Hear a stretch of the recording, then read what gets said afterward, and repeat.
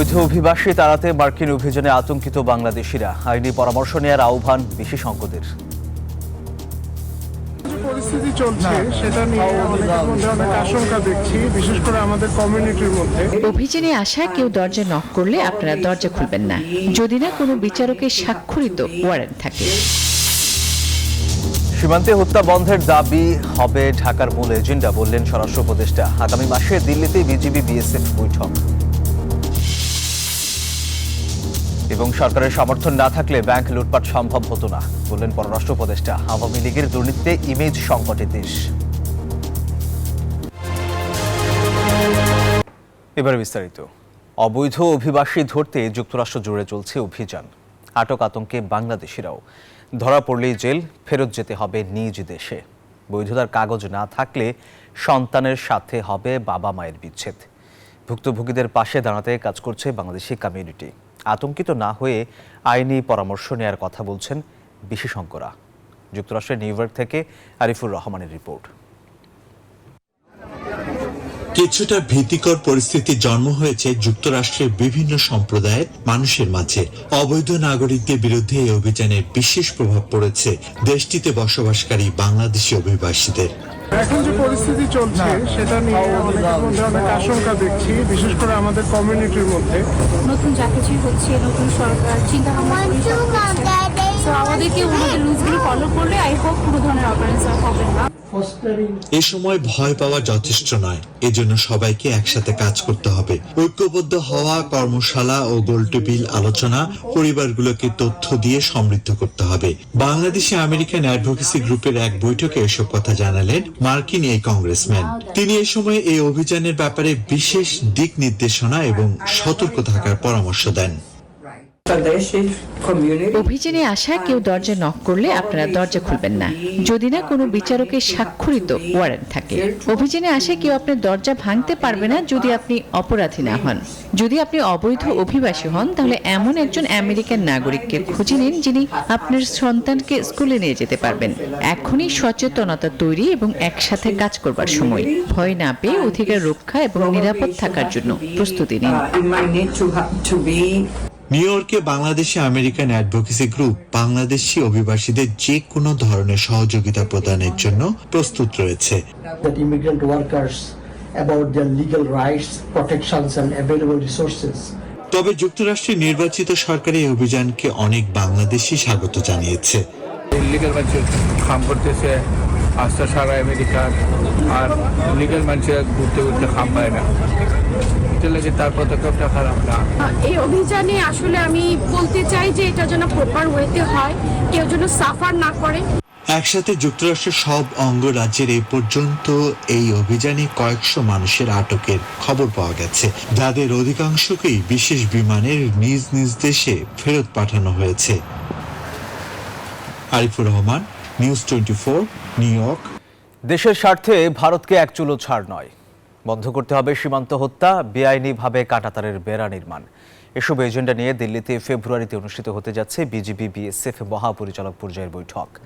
বুধবার এই সংক্রান্ত আন্তঃমন্ত্রণালয় প্রস্তুতি সভা শেষে স্বরাষ্ট্র উপদেষ্টা বলেন, ভারতের সঙ্গে বিগত সরকার যেসব অসম চুক্তি করেছে সেসব বাতিল করার বিষয়েও বৈঠকে প্রাধান্য পাবে। 5 আগস্ট আওয়ামী সরকারের পতন শেষে শেখ হাসিনার ভারতে আশ্রয়, এরপর অন্তর্বর্তী সরকার গঠনের শুরু থেকেই নানা ইস্যুতে পার্শ্ববর্তী দেশ ভারতের সাথে দ্বন্দ্ব শুরু, যা রূপ নেয় রাজনৈতিক, কূটনৈতিক এবং সবশেষে দুই দেশের মধ্যকার সীমান্ত উত্তেজনায়। সম্প্রতি বিএসএফ এর সীমানার বাইরে কাঁটাতারের বেড়া দেয়াকে কেন্দ্র করে উত্তেজনা বেড়েছে আরও। সীমান্ত উত্তেজনার শুরু থেকেই স্বরাষ্ট্র উপদেষ্টা জানিয়েছিলেন, আগের সরকারের সময় অসম চুক্তির কারণেই এমন আচরণ করতে পারছে ভারত। এবার বিজিবি বিএসএফ মহাপরিচালক পর্যায়ের বৈঠকে আলোচনায় অগ্রাধিকার পাবে এসব চুক্তি বাতিলের বিষয়। আস্থা বৃদ্ধি খালি ওই ছাড় দিয়ে কিন্তু আস্থা বৃদ্ধি হয় না, আলোচনার মাধ্যমে একজন আরেকজনের একটা কনফিডেন্স বিল্ড হয়, যে একজনের সাথে আলোচনা করেও কিন্তু আস্থা হয়। এই জন্য আপনি বলেন ছাড় দিয়া বা এইটা নিয়ে হবে না, আস্থা এই যে যাওয়া আসা এবং এই সমস্যাগুলি যে আলোচনা হবে, এবং কিছু কিছু সমস্যা একেবারে আমি গিয়ে বলি যে 100% সমস্যার সমাধান করে আসতে পারবো তা তো না, কিছু সমস্যার সমাধান হবে, কিছু আবার হয়তো নেক্সট মিটিং এ সমাধান হবে, এইভাবেই আস্থা বৃদ্ধি পাবে। ফেব্রুয়ারি মাসের 17 থেকে 20 তারিখ পর্যন্ত নয়াদিল্লিতে হবে এই বৈঠক। এতে বিজিবির প্রতিনিধি ছাড়াও স্বরাষ্ট্র, পররাষ্ট্র ও নৌ মন্ত্রণালয়ের প্রতিনিধিরা থাকবেন। আলোচনা হবে অভিন্ন নদী পানি বন্টন নিয়েও। ভারতের গণমাধ্যম বাংলাদেশ নিয়ে মিথ্যা সংবাদ প্রচারের বিষয়টিও উঠে আসবে বৈঠকে। বাংলাদেশের যে নদী আছে এই নদীগুলি পানিটা যেন সুষম বন্টন হয় এটার ব্যাপারে আলোচনা হবে। এই পানি চুক্তি বাস্তবায়ন কিভাবে করা যায় এই ব্যাপারে আলোচনা করবে। ভারতীয় এই যে গণমাধ্যম যে মিথ্যা সংবাদ পরিবেশন করে এবং এটা কিভাবে তারা বন্ধ করতে পারে এই ব্যাপারেও আলোচনা করবে। বিজিবি মহাপরিচালক জানান, বাংলাদেশের স্বার্থের ক্ষেত্রে কোনো ছাড় নয় ভারতকে। আমরা আমাদের পক্ষ থেকে কোনো ছাড় নাই, যেগুলাতে আমরা মনে করেছি যে না আগে আমরা ডিপ্রাইভড হয়েছি, এগুলাতে আমরা শক্ত ভয়েসে কোনো ছাড় দিব না। We are very farm. বাংলাদেশের স্বার্থ সংশ্লিষ্ট বিষয় ভারতের সাথে আলোচনা জিরো টলারেন্স থাকবে বলেন বিজিবি মহাপরিচালক। এটা ডিপ্লোম্যাটিক চ্যানেলে করবে। শানাজি ইয়াসমিন, নিউজ 24, ঢাকা। দেশের এমপি বিদেশে গিয়ে জেল খাটলে দেশের ভাবমূর্তি নষ্ট হয় বলে মন্তব্য করেছেন পররাষ্ট্র উপদেষ্টা তৌহিদ হোসেন। বলেন, ব্যাংক খাতে চুরি সর্বোচ্চ পর্যায় থেকে উৎসাহিত করা হয়েছে বলেও মন্তব্য করেন। ডিজিটাল সেবা দুর্নীতির সুযোগ কমিয়ে ফেলবে বলেও আশাবাদ ব্যক্ত করেন উপদেষ্টা। বুধবার সমন্বিত অনলাইন সত্যায়ন ব্যবস্থাপনা অ্যাপোস্টিল কনভেনশন 1961 বাস্তবায়নের প্রথম ধাপ উদ্বোধনী অনুষ্ঠানে দেয়া বক্তব্যে এসব কথা বলেন উপদেষ্টা। বুধবার বিকেলে অ্যাপোস্টিল কনভেনশন 1961 বাস্তবায়নের প্রথম ধাপের সমন্বিত অনলাইন সত্যায়ন ব্যবস্থাপনা উদ্বোধনী অনুষ্ঠানের আয়োজন করে পররাষ্ট্র মন্ত্রণালয়। অনুষ্ঠানে বক্তারা বলেন, অ্যাপোস্টিল কনভেনশনের সেবাটি সম্পূর্ণ অনলাইনের ডিজিটাল পদ্ধতিতে হবে। ফলে সময় ও শ্রম সাশ্রয় হবার পাশাপাশি সাশ্রয় হবে দেশের 500 থেকে 600 কোটি টাকা। সেবা কার্যক্রমটির মাধ্যমে কাগজপত্র সত্যায়নে মধ্যস্বত্বভোগী দালাল চক্রের দৈরাত্য সহ বন্ধ হবে নানা ধরনের হয়রানি বলে আশা ব্যক্ত করেন আগতরা। সচিববৃন্দের কাছে, সহকর্মীবৃন্দের কাছে যে তারা এই কাজটিকে একটি স্পিড আপ করেছে, যার ফলে আমরা খুব টাইমলি এটা ইমপ্লিমেন্টেশন করতে। ডিজিটাল সেবার মাধ্যমে দুর্নীতির সুযোগগুলোকে বন্ধ করার আহ্বান জানিয়ে পররাষ্ট্র উপদেষ্টা বলেন, দুর্নীতির কারণে বহির্বিশ্বে আমাদের ইমেজ নষ্ট হচ্ছে। আপনার এমপি যখন দুর্নীতি দায়ে জেলে যায় আরেক দেশে গিয়ে, আপনার ইমেজ রক্ষা করা সেখানে খুব কঠিন। আমাদের ব্যাংকগুলো থেকে যে টাকা চুরি হয়েছে এটা কিন্তু ঘটনাক্রমে হয়নি, এটা সর্বোচ্চ পর্যায় থেকে এটাকে এনকারেজ করা হয়েছিল বলে কিন্তু করেছে।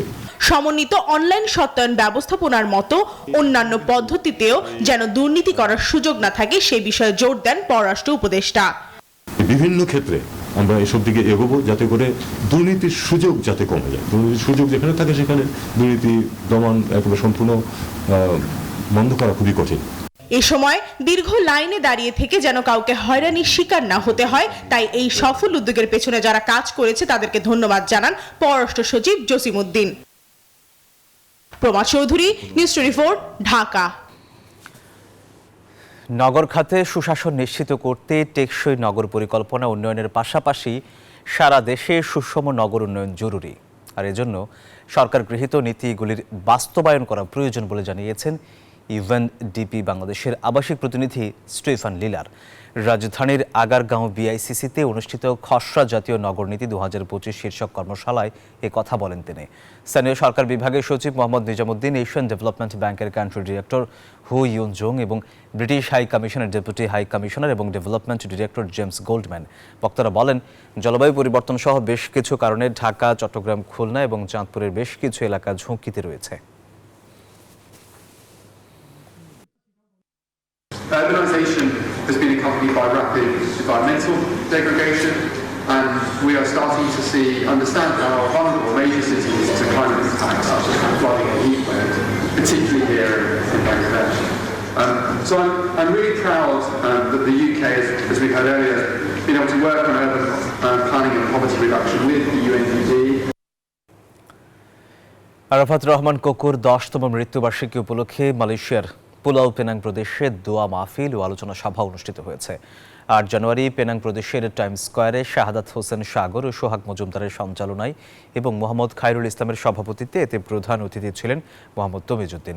বিশেষ অতিথি ছিলেন মোহাম্মদ মিনাদুল কবির। বক্তব্য রাখেন এমদাদুল হক ইমদাদ। দোয়া মাহফিলে খালেদা জিয়ার শারীরিক সুস্থতা কামনায় মোনাজাত করা হয়।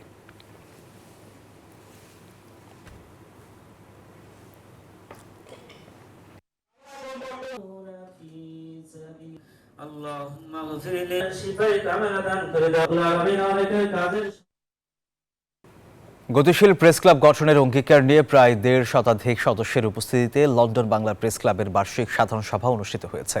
পূর্ব লন্ডনের কমার্শিয়াল রোডের লন্ডন এন্টারপ্রাইজ একাডেমি হলে সাধারণ সভা অনুষ্ঠিত হয়। মোহাম্মদ জুবাইরের সভাপতিত্বে এবং সাধারণ সম্পাদক তাইসির মাহমুদের পরিচালনায় এবার হাইয়েস্ট রিপোর্টিং অ্যান্ড প্রেজেন্সের জন্য অ্যাওয়ার্ড প্রদান করা হয় নিউজ 24-এর যুক্তরাজ্য প্রতিনিধি এবং ইকরা টিভির চিফ রিপোর্টার খালেদ মাসুদ রনিকে। সভায় ক্লাবের সাধারণ সম্পাদক গত 1 বছরের কার্যবিবরণী এবং ট্রেজারার সালেহ আহমেদ আর্থিক প্রতিবেদন উপস্থাপন করেন। লন্ডন বাংলা প্রেস ক্লাবের 32 বছরের দীর্ঘ ইতিহাসে সদস্য সংখ্যা এখন 300-র কাছাকাছি। আজকে বার্ষিক সাধারণ সভা অত্যন্ত সফলভাবে সম্পন্ন হয়েছে। লন্ডনের বাইরের, লন্ডনের নর্থের, বার্মিংহামের অনেক সদস্য অংশগ্রহণ করেছেন। প্রায় 130 জনের মতো সদস্য ছিলেন। এই অনুষ্ঠানে আমরা স্পেশাল যেটা হলো 3টে অ্যাওয়ার্ড আমরা দিয়েছি। একটা হচ্ছে সর্বোচ্চ সংখ্যক প্রেস কনফারেন্সে উপস্থিত হওয়া এবং প্রেস কনফারেন্স নিউজ কভারেজের জন্য খালেদ মাসুদ রনি, তাকে আমরা অ্যাওয়ার্ডে ভূষিত করেছি। আজকে যে প্রেস ক্লাব থেকে আমাকে অ্যাওয়ার্ডটা দেওয়া হয়েছে এজিএমে সর্বোচ্চ অংশগ্রহণ এবং রিপোর্টিংয়ের কারণে, আমি এই জন্য প্রেস ক্লাব কমিটিকে ধন্যবাদ জানাই এবং এই অ্যাওয়ার্ড পেতে যারা আমার পিছনে সহযোগিতা করেছেন বিভিন্নভাবে, আমি তাদের প্রতি কৃতজ্ঞতা জানাই। সদস্যদের প্রাণবন্ত উপস্থিতিতে আজকে এজিএম অনুষ্ঠিত হয়ে গেল। অভিবাসীদের অধিকার রক্ষায় অনন্য অবদানের জন্য ফ্রান্সের সিনেটের সর্বোচ্চ সম্মান মেডেল দ্য অনার ডু সিনেট লাভ করলেন বাংলাদেশি বংশোদ্ভূত মিউনিসিপ্যালিটি কাউন্সিলর বাংলাদেশি কমিউনিটির কৈশিক রাব্বানী খান। ওফিওয়ারার হল রুমে এক অনারম্বর অনুষ্ঠানে রাব্বানীর হাতে স্বর্ণের মেডেল তুলে দেন সিনেটর ইয়ান ব্রোসা। এ সময় উপস্থিত ছিলেন রাব্বানীর পিতা, বাংলাদেশি কমিউনিটি নেতা, ইপিবিএ ও গাজীপুর জেলা সমিতির সভাপতি ফারুক খান সহ আরও অনেকেই। প্রথম বাংলাদেশি হিসেবে এই পদক লাভ করেন রাব্বানী।